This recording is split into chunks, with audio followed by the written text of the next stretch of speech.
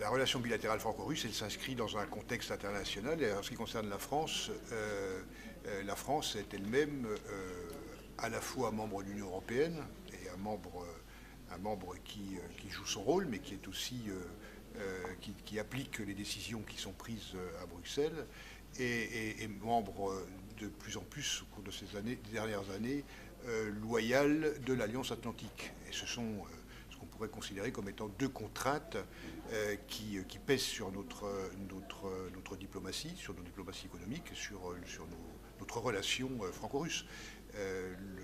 Pour ne prendre qu'un exemple, la décision de ne pas livrer les Mistral était très clairement déterminée par le fait que, non pas que nous obéissions à des sanctions, puisque le Mistral, les contrats n'étaient pas concernés par les sanctions, mais par le fait que nous avons voulu jouer totalement la solidarité européenne et atlantique. Alors ce traité, il représente déjà une première menace, je pense, qu'il représente pour notre économie, pour notre indépendance et pour la France en général. Ensuite,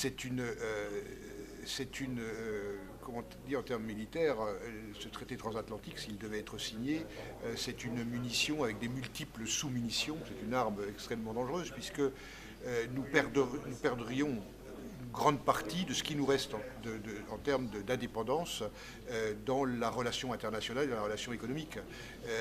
Pour un seul exemple, le fait que la France puisse être, dans ce cas-là, comme tout autre État, jugé par des tribunaux d'arbitrage, en quelque sorte, fait que notre relation serait complètement paralysée par les entreprises qui craindraient, par l'État qui serait extrêmement prudent, plus que prudent dans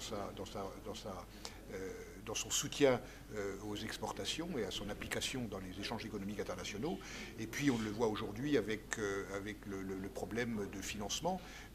Ça a été l'un des points abordés pendant ce colloque, c'est qu'aujourd'hui les banques, tétanisées par les risques de rétorsion aux États-Unis, font de l'hyper-compliance et vont bien au-delà des sanctions qui sont imposées. Le terme est bien choisi, il faut reconstruire.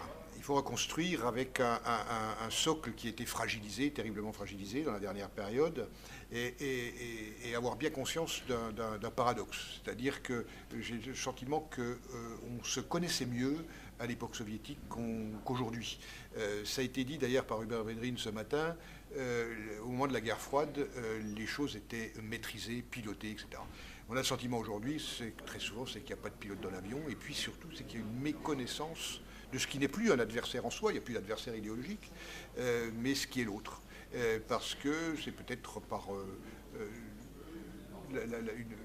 le réflexe de considérer que c'est une certaine conception de l'organisation des sociétés qui a triomphé en 1990, en 1991, à la fin de l'Union soviétique, et que la Russie n'est pas dans les normes. Reconstruire, ça veut dire aujourd'hui favoriser tout ce qui peut être la connaissance mutuelle. Déjà. Quand un journal, un hebdomadaire de journal qui paraît le dimanche, titre avec une photo de Poutine qui fait elle-même peur, Poutine fait peur à 80%, oui, effectivement, si je ne lisais que la presse, si je dépendais complètement des médias, si je n'allais pas en Russie, j'aurais très peur de la Russie aujourd'hui.